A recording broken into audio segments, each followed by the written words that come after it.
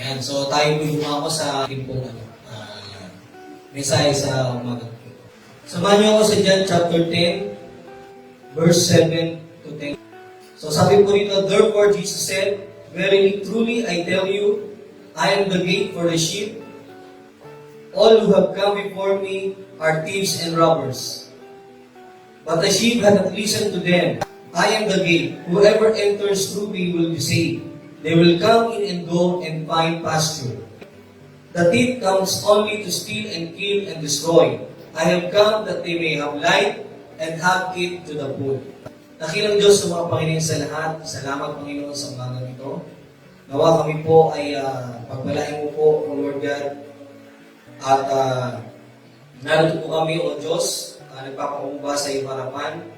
At kami po nanalangin that we will be able to know your will and to do your will and accomplish it in our lives. So whatever our situations that we've been facing sa gitna ng pandemic na ito, Panginoon, ay matugunan po ninyo ito, O Diyos, at pagpalain mo po ang bawat isa. Maraming po salamat sa iyo sa pangalan ni Jesus. Amen. Pagpalain po natin ang Panginoon. Okay. So, ang ating pong series na pinag-aralan for the past last 2 weeks, the 7 I am statements of Jesus in the Gospel of John. So, natapos natin po yung I am the bread of life sa John chapter 6 verse 35. I am the light of the world sa John chapter 8 verse 12. And ngayon po yung I am the gate or I am the door sa John chapter 10 verse 9. John chapter 6 verse 35, Jesus declared, I am the bread of life. Whoever comes to me will never go hungry, and whoever believes in me will never be thirsty. So Jesus said, I am the bread of life, which is, He is our satisfaction. So nilireview lang po natin para hindi po natin makalimutan. Sa John chapter 8 verse 12, so Jesus said, I am the light of the world. Those who follow Him will never walk in darkness. So today, we will talk about the third I am statement of Jesus according to the book of John, which is I am the gate, or sa ibang salin, I am the door. So, yung sa John chapter 9, verse 13 to 34. Sabi po rito, they brought to the Pharisees the man who had been blind. Doon sa chapter 9, na itong taong ito na bulag, wrong birth, na po, pinagaling na po ito ni Jesus. Nung nagdaraan si Jesus, sabi ng kanyang mga apostol, Panginoon, sino po ba ang nagkasala dito? Yung kanyang mga magulang ba? Dahil siya'y born blind eh. Sabi ng Panginoon, hindi. Kaya yung naging bulag upang makita ang kaluwalhatian ng Panginoon. Hindi sabi siya'y bulag. Kung siya'y bata pa, may kasalanan ng kanyang mga magulang. Hindi po yun. So, sabi niya doon, para maluwalhati daw at makita yung kapangyarihan ng Diyos. So in short, pinagaling niya po ito by spitting o tumura siya sa lupa, ginawa niya itong ginahid niya doon sa mata. At sinabi niya, pumunta ka dyan siluwang at ikaw ay maghugas ng iyong mga mata. So in short, nakakita po yung itong bulag na to. Ngayon, nakarating ito sa mga Pariseyo. At dinala nga din yung bulag na taong ito upang muling itrap si Jesus kung paano sila mahuhuli kasi gusto nilang mawala talaga si Jesus sa mundo noong time na to at makulong o maparusahan. So sa verse 14, now the day of which Jesus had made the man and opened the man's eyes was a Sabbath. Ayan. So nagkaroon po ng pagkakataon yung mga Pariseyo para pusigin itong si Jesus. Bakit? Dahil gumawa ng miracle si Jesus sa panahon ng Sabat. Ano po yung Sabat? Yung panahon ng Sabat, ito po araw ng pamamahinga.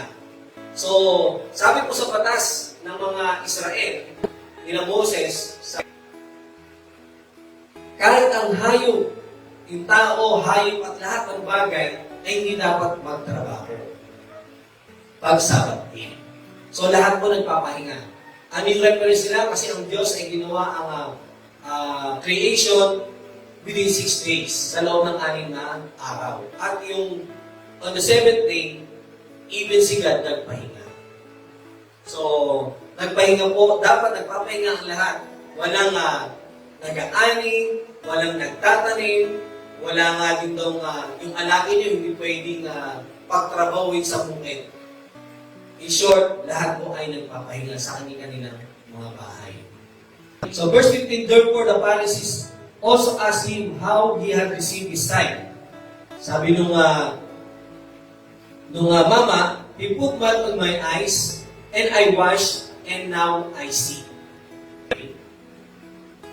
So, by the way, yung mga Pariseo were members of the party that believed in resurrection and in following legal traditions that were ascribed not to the Bible, but to the traditions of the fathers.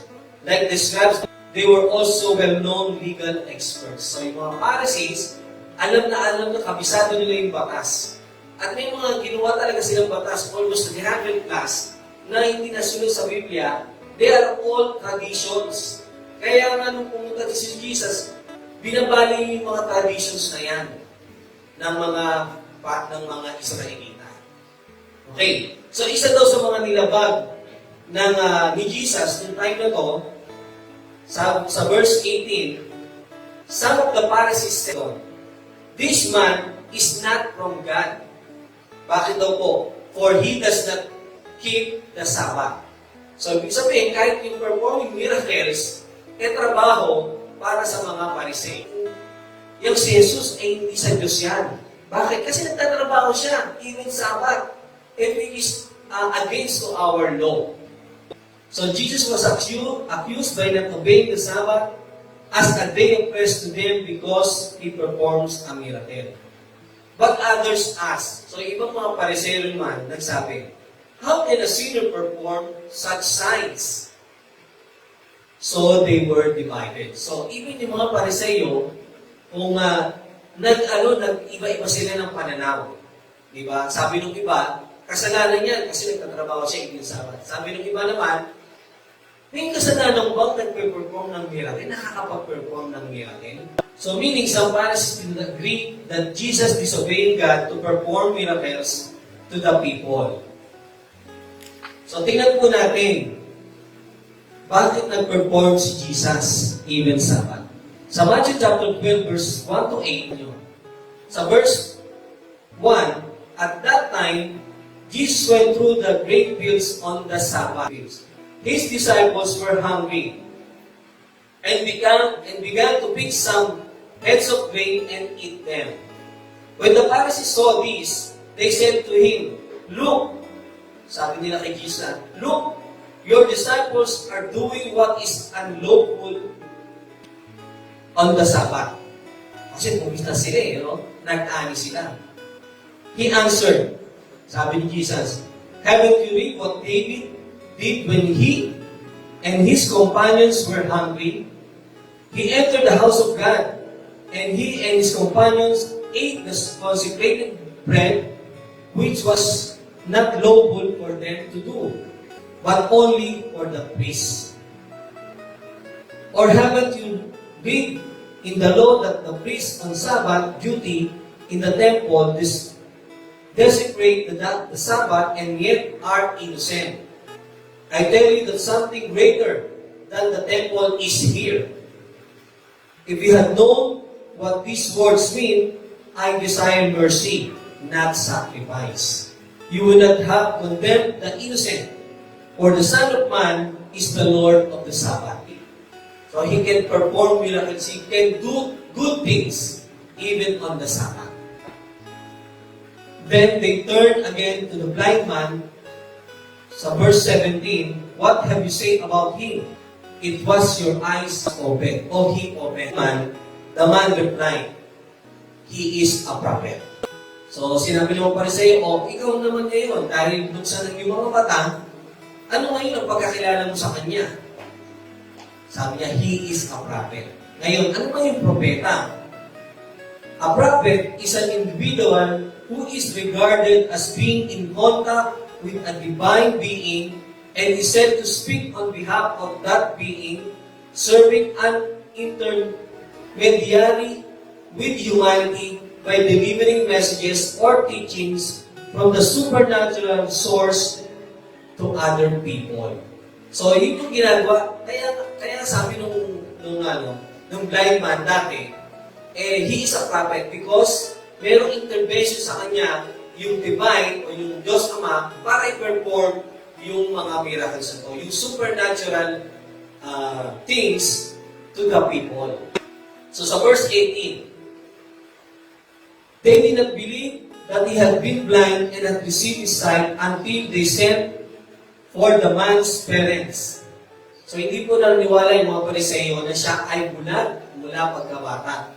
Kaya tinawag niya yung kanyang mga magulang daw. Sabi po sa verse 19, "Is this your son?" They asked, "Is this the one who say was born blind? How is it that now he can see?" Sa verse 20, "We know he is our son."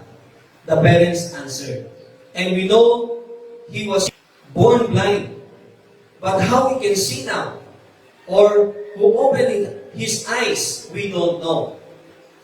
Ask him, he is of age, he will speak for himself." His parents said to this because they were afraid of the Jewish leaders, who already had decided that anyone who acknowledged that Jesus was the Messiah would be put out of the synagogue. So that's why his parents said, "He is of age, ask him." Verse 24, "A second time they summoned the man who had been blind. Give glory to God by telling the truth," they said. "We know this man is a sinner." So they are referring to Jesus that he is a sinner. He replied, "Whether he is a sinner or not, I don't know." Sabi po nung mamang bulag. "One thing I do know, I was blind, but now I see." So sa verse 27, he answered, "I have told you already, and you did not listen. Why do you want to hear it again? Do you want to become his disciples too?" The man answered, "Now that is remarkable. You don't know where he comes from, yet he opened my eyes.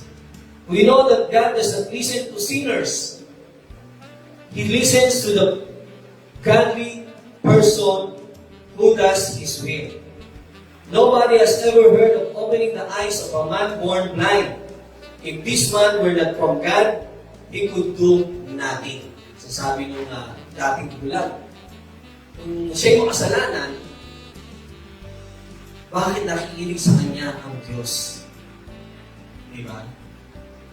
So sa verse 34, "For this they replied, you were steeped in sin at birth.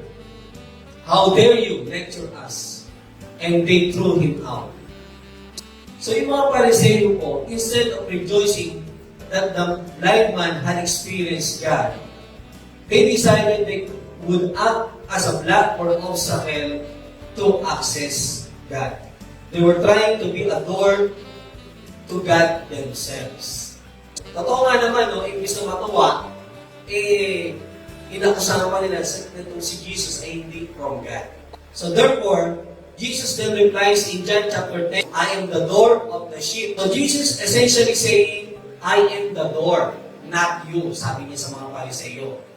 Diba? "I am the one who decides who comes in and goes out and who experiences God." Sa verse 7, "Na verily I tell you, I am the gate for the sheep. All who come before me are thieves and robbers, but the sheep have not listened to them. I am the gate. Whoever enters through me will be saved. They will come in and go out and find pasture. The thieves comes only to steal and kill and destroy. I have come that they may have life and have it to the full." Yun po yung sinabi niya doon sa mga Pariseo. Kasi yung mga Pariseo, ayaw nilang paniwalaan yung mga tao na si Jesus yung magiging tagapagligtas nila. So sinasabi nila, gusto nilang akusahan ng maraming bagay si Jesus ng mga bagay na sinasabi nila pagkukul kay Jesus. So this time, sinasabi ng Pariseo na kami lamang yung dapat yung pakinggan. Ay kami lamang yung dapat yung sundin. Kaya nung sinasabi ni Jesus that I am the gate, I am the bread of life, I am the light of the world. Jesus referring that I am God. Yun po yung ayaw matanggap ng mga Pariseo. Now this time, kaya sinabi ni Jesus that I am the gate. Whoever enters through Him or through me will be saved. Meaning, hindi yung mga reliyon ninyo, sabi ni Jesus sa mga Pariseo, hindi yung mga tradis ninyo, mga batas na ginawa na inyong mga ninuno ang magliligtas sa inyo. It is me, sabi ni Jesus, that I am the gate for the sheep. Hindi yung mga nakakasta nating kagawian ng mga reliyon, nung tayo mga bata pa, ang makapagligtas natin sa atin. Kundi yung relationship to God. Okay. So sabi ni Jesus, ako lang ang pinto papunta sa kaligtasan. So yan po mga kapatid, ang part 1 ng message nito. Sa susunod na Wednesday, huwag niyong kakaligtaang panoorin yung continuation o yung part 2 ng mensaheng ito. So good night everyone and see you next Wednesday.